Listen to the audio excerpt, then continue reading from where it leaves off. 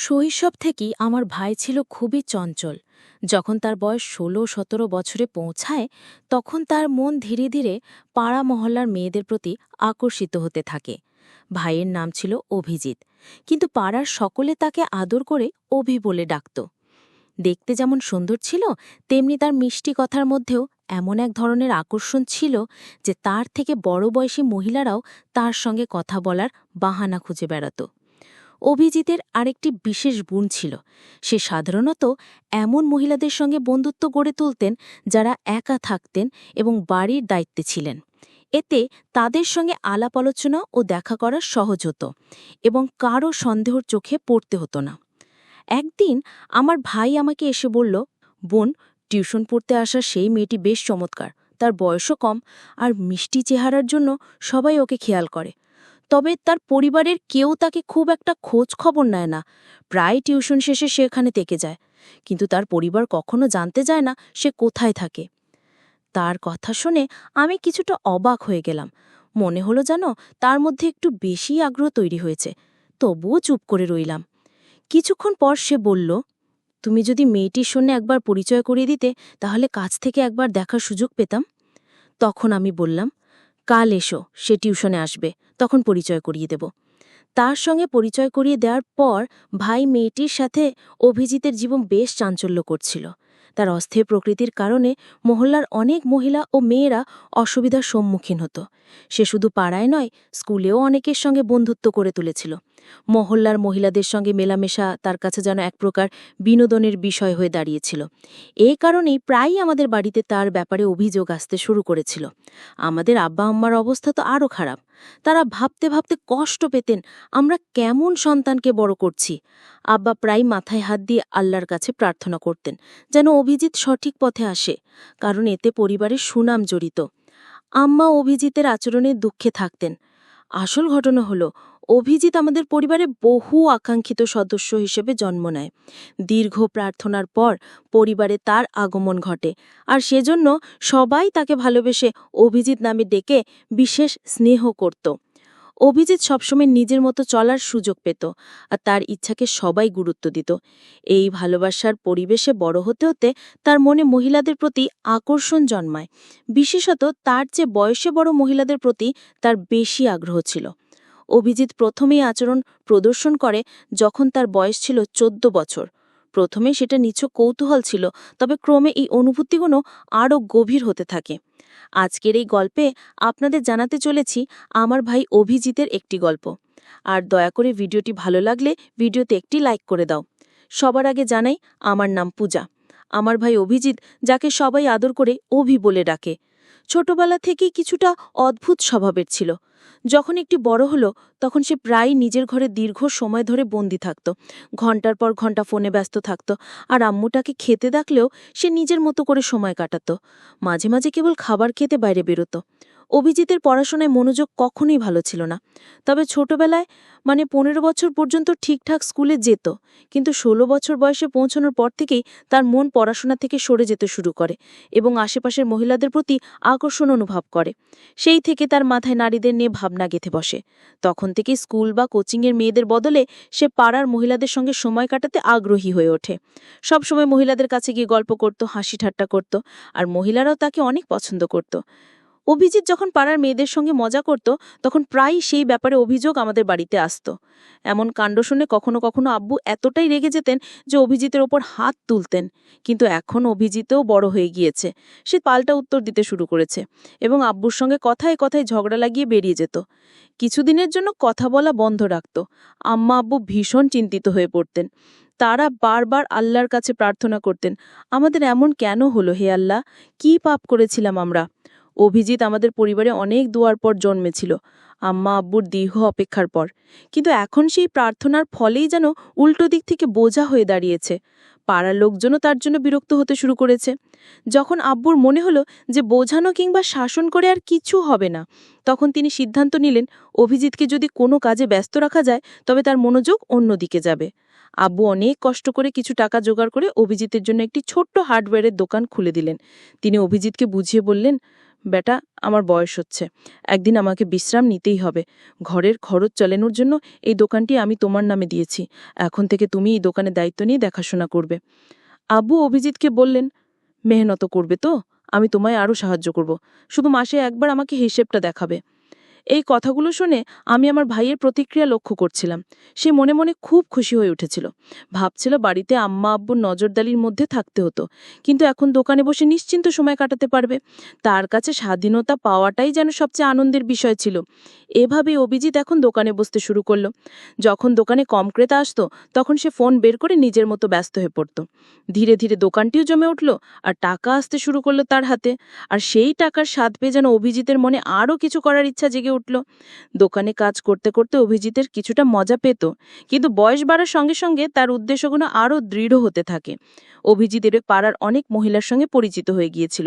কোথা থেকে যেন তাদের ফোন নাম্বার পেয়ে যেত এবং তাদের সঙ্গে এমনভাবে কথা বলতো যে তারা সহজেই তার উপর বিশ্বাস করতে শুরু করত। তার সাথে যারা কথা বলতো তারা বেশিরভাগই মহিলারা বিধবা ছিলেন। ফোনে কথোপকথনের সময় সে এমনভাবে মিষ্টি কথা বলতো যে অনেকেই তার কথায় মুগ্ধ হয়ে যেত। অভিজিৎ খুব চতুরতার সঙ্গে তাদের মনের দুর্বলতার সুযোগ নিত। এমনকি কিছু মহিলাকে বিয়ের প্রতিশ্রুতি দিয়ে তাদের সঙ্গে সম্পর্ক তৈরি করত। কয়েকদিন তাদের সঙ্গে আনন্দের সময় কাটিয়ে যখন তার ইচ্ছে মিটে যেত, তখন সে কোনো খোঁজ না রেখেই সেই সম্পর্ক থেকে বেরিয়ে আসতো এবং নম্বরও মুছে ফেলত। তার জীবন এভাবেই চলতে থাকে, আর তার ফাঁদে পড়া মহিলার সংখ্যা বাড়তে থাকে। দিনের পর দিন এসব বাড়তে থাকে। অন্যদিকে আম্মাব্বু অভিজিতের এই আচরণে ভীষণভাবে কষ্টে ছিলেন। আম্মাব্বু আল্লাহর কাছে দোয়া করতেন যেন অভিজিৎ একদিন ঠিক পথে ফিরে আসে। কিন্তু আমার ভাই অভিজিৎ তার আচরণে পরিবারের সবাইকে সবসময় চিন্তায় রাখত। অভিজিতের বয়স ধীরে ধীরে 24-25 বছরে এসে পৌঁছালো। তখন আব্বা আম্মার মনে তার বিয়ের চিন্তা আসে। তারা ভাবতে শুরু করেন যে তাদের ছেলে এখন নিজের কাজে মনোযোগ দিচ্ছে।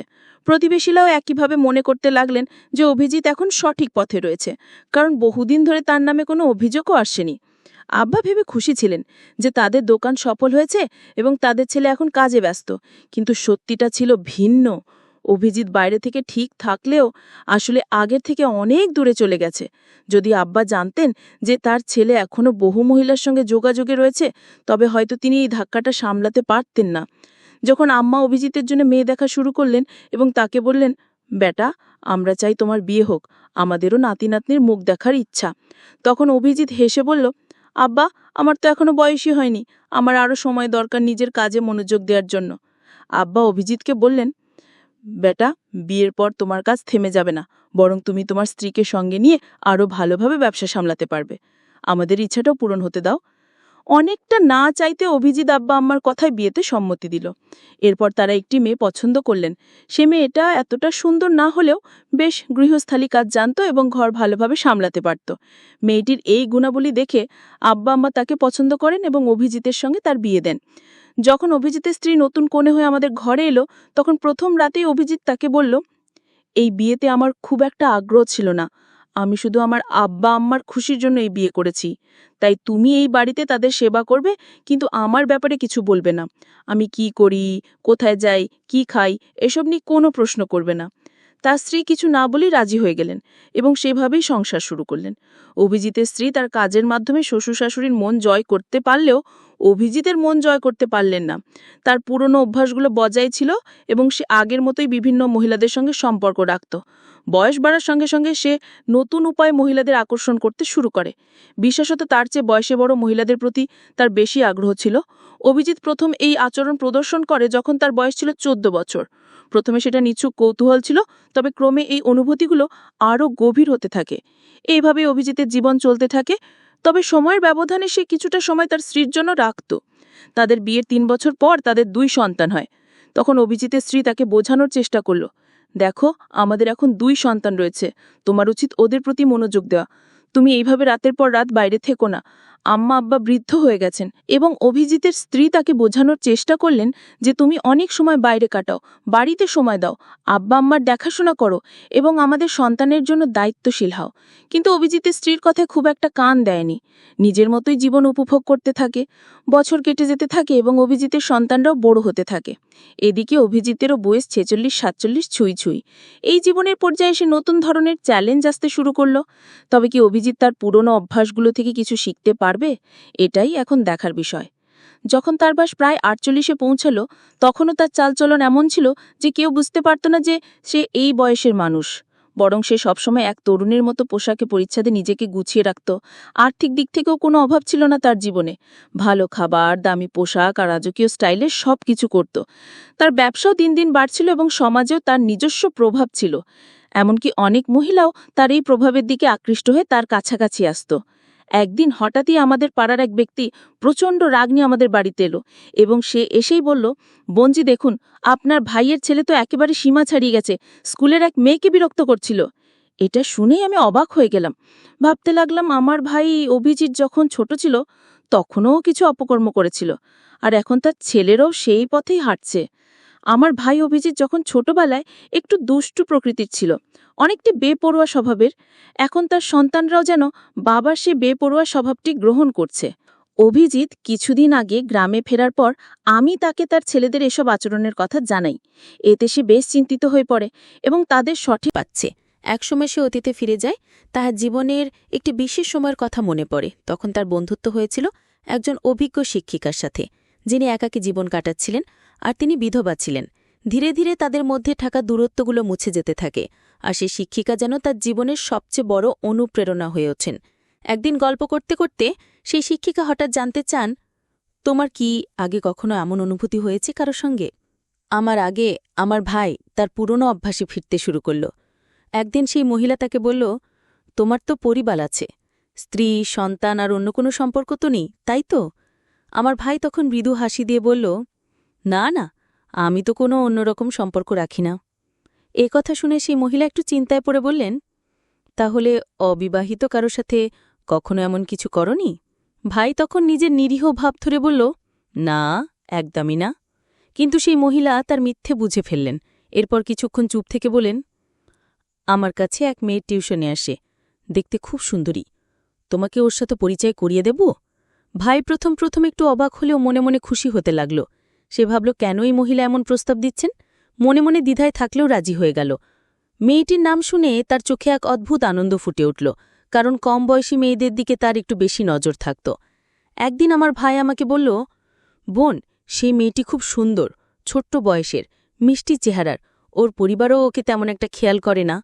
সে যখন টিউশনে আসে প্রায় রাতে থেকে যায়, অথচ ওর পরিবার থেকে কখনো জানতে চায় না সে কোথায় থাকে। ভাইয়ের কথাগুলো শুনে আমি একটু অবাক হলাম। মনে হলো সে যেন কিছুটা বেশি আগ্রহ দেখাচ্ছে। তবে কিছু বললাম না। কিছুক্ষণ পরে সে আমাকে বলল, একবার পরিচয় করিয়ে দাও তুমি এটার সঙ্গে, কাছে থেকে একটু দেখা উচিত। আমি তখন বললাম, কাল আসো, সে টিউশনে আসবে, তখন তোমার সঙ্গে পরিচয় করিয়ে দেব। পরের দিন দুপুরে অভিজিৎ এলেন। সেই মেয়েটি পড়াশোনায় ব্যস্ত ছিল, আর তার চেহারা দেখে অভিজিতের চোখে অদ্ভুত এক উজ্জ্বলতা ফুটে উঠল। তবে মেয়েটি তার দিকে না তাকিয়ে নিজের বইয়ের মাঝে ডুবেছিল। অভিজিৎ কয়েকবার তার সঙ্গে কথা বলার চেষ্টা করল, কিন্তু মেয়েটি কোনোরকম সাড়া দিল না, বরং নিজের পড়ায় মনোযোগী থাকল। একদিন আমি জরুরি কাজে বাইরে যাচ্ছিলাম। যাবার আগে ভাইকে ইঙ্গিত করে বললাম, আমি কিছুক্ষণের জন্য বাইরে যাচ্ছি, তুই নিজের দায়িত্ব নিজেই সামলাবি। বাইরে যাবার পর অভিজিৎ মেয়েটির দিকে এগিয়ে গেল এবং কথা বলার চেষ্টা করল। মেয়েটি প্রথমে একটু অবাক হলেও বিনয়ের সাথে কয়েকটা কথা বলল, কিন্তু এরপর মেয়েটি বুঝতে পেরে আর কথা বাড়াতে চাইল না। এই ঘটনার পর থেকে মেয়েটি আর পড়তে আসেনি। আমি ভাইকে এই বিষয়ে জানতে চাইলে সে শুধুমাত্র হেসে বিশ্বাসটা এড়িয়ে গেল। এতে পরিস্থিতি একটু জটিল হয়ে উঠল, আর আমি আশা করেছিলাম ভাই নিজের দায়িত্বের গুরুত্ব বুঝে সঠিক পথে চলবে। ভাই বলল, বোন, তুমি বুঝবে না, যারা একবার আমার সঙ্গে বন্ধুত্ব করে তারা প্রায়ই আবার দেখা করতে আসে। দেখো, কিছুদিনের মধ্যেই ও ফিরে আসবে। কিন্তু সেই প্রতীক্ষার দিন আর কখনো ফিরে এলো না। তখন ভাইয়ের মন একটু বেশি প্রায়শই মেয়েদের দিকে আকৃষ্ট হতো, বিশেষ করে যাদের জীবনে কিছুটা অভাব বোধ আছে, তাদের প্রতি তার আলাদা একটু সহানুভূতি ছিল। প্রথমে ভাই কিছুদিন অপেক্ষা করেছিল, ভেবেছিল মেয়েটি আবার আসবে, কিন্তু সময় যেন অন্য কিছু ঠিক করে রেখেছিল। একদিন রাস্তায় হাঁটতে গিয়ে হঠাৎ একটি চেনা কণ্ঠ শুনে সে থমকে দাঁড়ায়। অবাক হয়ে ফিরে দেখে সেই পরিচিত মুখ, যে কিনা তার জীবনের পুরনো স্মৃতির এক অংশ ছিল। এই যেন অতীতের কোনো স্মৃতির হঠাৎ উপস্থিতি। ভাইয়ের মনে কিছুটা অপরাধ বোধ জাগে, কারণ সে সেই মহিলার সঙ্গে কিছু সময় কাটিয়ে হঠাৎ চলে গিয়েছিল। মহিলা তখন তাকে থামিয়ে জিজ্ঞেস করলেন, তুমি কি জানো তোমার চলে যাওয়ার পর আমার জীবনে কি ঘটেছিল? ভাই প্রথমে কিছুটা অবাক হলেও মনোযোগ দিয়ে শুনতে শুরু করল। মহিলার চোখে কষ্টের ছাপ স্পষ্ট, আর মুখে জমে থাকা জীবনের দীর্ঘদিনের বেদনা ফুটে উঠছে।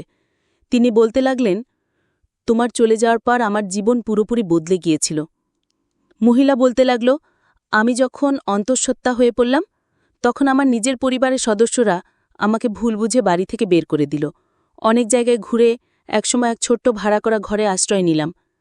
সেখানে মানুষের বাড়িতে কাজ করে কোনোভাবে নিজের দিন চালাতে লাগলাম।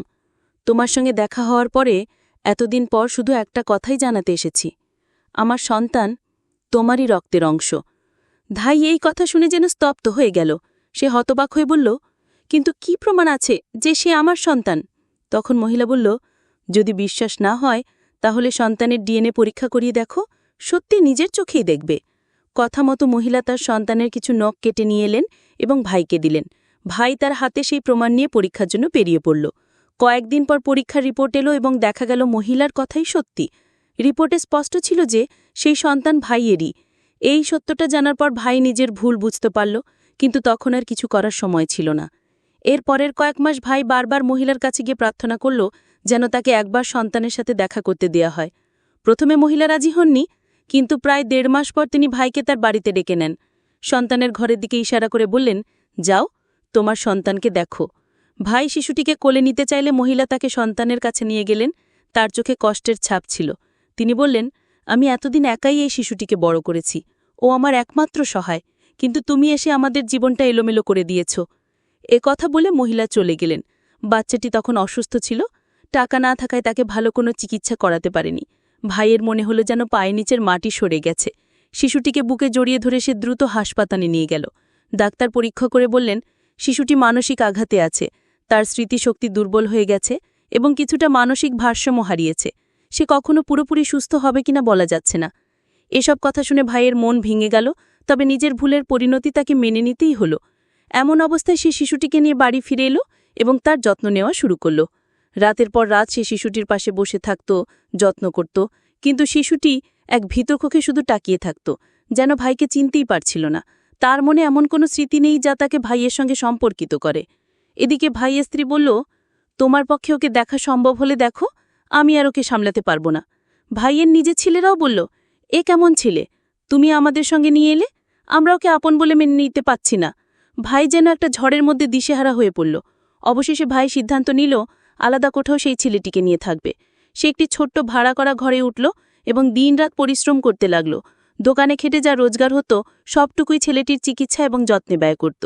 এভাবে নিজের ভুলের মাসুল দিয়ে জীবনের প্রতিটি দিন সে ছেলেটির পাশে থেকে তা যত্ন করতে লাগল। ডাক্তাররাও বলেছিল শিশুটির স্বাভাবিক জীবনে ফিরতে কিছুটা সময় লাগবে, কিন্তু ভাই হাল ছাড়েনি। প্রতিদিন নতুন আশার আলো নিয়ে শিশুটির সেবা করত এক স্নেহময় পিতার মতো। কিছু মাস কেটে গেল আর ধীরে ধীরে শিশুটির মধ্যে পরিবর্তন আসতে শুরু করল। সে আর ভাইকে অচেনা মনে করত না, তার চোখে যেন পরিচয়ের একটা আভাস দেখা দিতে লাগল। ভাইয়ের অক্লান্ত পরিশ্রম আর ভালোবাসা তার মনে জমে থাকা কষ্টগুলোকে আস্তে আস্তে সারিয়ে তুলছিল। একদিন শিশুটি প্রথমবারের মতো ভাইয়ের হাত ধরল আর হালকা করে হাসল। ভাইয়ের চোখে তখন আনন্দশ্রু এসে গেল। সেই ছোট্ট হাসি যেন তার গোটা পৃথিবী হয়ে উঠল। সময়ের সাথে শিশুটি আরও সুস্থ হয়ে উঠল। ভাইয়ের নিঃস্বার্থ ভালোবাসার যত্ন তাকে নতুন জীবন দিল। এখন সে কেবল ভাইয়ের পাশেই থাকে না, বরং তাকে পিতার মতো মেনে নিয়েছে। সমাজের নানা কথা আর কঠিন পরিস্থিতি সত্ত্বেও ভাই কখনো হাল ছাড়েনি, আর তার এই পরিশ্রমের ফল পেল অবশেষে। সেই দিনও এলো যেদিন শিশুটি ভাইকে আব্বু বলে ডাকল। সেই একটি শব্দেই ভাইয়ের সব কষ্ট যেন মিলিয়ে গেল। গল্পে দেখা যায় যে আবেগ আর আকর্ষণ নিয়ন্ত্রণ না করলে জীবন জটিল হয়ে যেতে পারে। অভিজিৎ তার দায়িত্বজ্ঞানহীন আচরণের জন্য বড় মূল্য চুকাতে হয়েছে। নিজের ভুল বুঝে নেওয়া এবং তার পরিণতি মেনে নেওয়া, এটি একটি কঠিন কিন্তু প্রয়োজনীয় শিক্ষা। অভিজিৎ শেষ পর্যন্ত নিজের ভুলগুলো স্বীকার করে ছেলের প্রতি দায়িত্ব পালন করে, যা তার নিজের উন্নতির পথ উন্মোচন করেছে। গল্পের শেষে যখন অভিজিৎ তার সন্তানের প্রতি নিঃস্বার্থভাবে ভালোবাসা প্রদর্শন করে, তখন সেই ভালোবাসাই তাকে তার সন্তানের মন ও বিশ্বাস ফিরে পেতে সাহায্য করে। এটি প্রমাণ করে যে ভালোবাসা এবং যত্ন প্রায়শই কঠিনতম পরিস্থিতিতেও পরিবর্তন আনতে পারে। অভিজিৎ তার ভুল বোঝে এবং একাকী কষ্ট ভোগ করলেও তার পরিবার, বিশেষত ভাইয়ের মতো কেউ পাশে থাকলে জীবন আরও সহজ হতো। পরিবারের ভালোবাসা সমর্থনের গুরুত্বকে এই গল্পটি খুব সুন্দরভাবে তুলে ধরে। অভিজিতের জীবনের চঞ্চল স্বভাব আর নিয়ন্ত্রণহীন আকর্ষণ তার জীবনে বিপর্যয় ডেকে আনে। গল্পের শুরুতে দেখা যায় তার অস্থির স্বভাবের কারণে সে প্রায়শই ভুল সিদ্ধান্ত নিয়ে বসে, যার মধ্যে তার পরিবারের প্রতি দায়িত্বের ঘাটতি স্পষ্ট। অন্যদের জীবনে ঢুকে পড়া এবং নিজের আকর্ষণকে সঠিকভাবে নিয়ন্ত্রণ না করার জন্য শেষ পর্যন্ত তার নিজের জীবনই ধ্বংসের মুখে পড়ে। এটি শেখায় যে আমাদের আবেগ এবং দায়িত্বের মধ্যে ভারসাম্য বজায় রাখা কতটা জরুরি, কারণ অসচেতনভাবে নেওয়া সিদ্ধান্ত আমাদের এবং অন্যদের জীবনকেও ক্ষতিগ্রস্ত করতে পারে। বন্ধুরা, যদি এই গল্পটি ভালো লেগে থাকে তাহলে দয়া করে ভিডিওটি লাইক করুন এবং আমাদের চ্যানেলটি সাবস্ক্রাইব করুন।